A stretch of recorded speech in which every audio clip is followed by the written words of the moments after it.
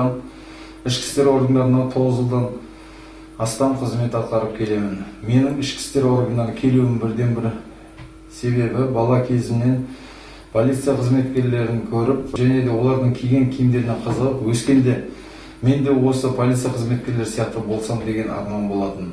Сол арманды жетелеп, міне қазіргі таңда Шымкент қаласы Еңбекші аудандық полиция басқармасының номері 42-ші учаскелік полиция пунктінің аға учаскелік полиция инспекторы болып жұмыс атқарып келеміз. Өз жұмысым жайлы айта кетсем, негізгі қызметіміз әкімшілік аумақта қылмыстың алдын алу, қылмысты болдырмау мақсатында болып табылады. Өзімізге бекітілген әкімшілік аумақта тұрғындармен тығыз қарым-қатынаста болып, және де тұрғындармен ілтипаттық қарым-қатынаста бірлесе жұмыс атқарып келеміз.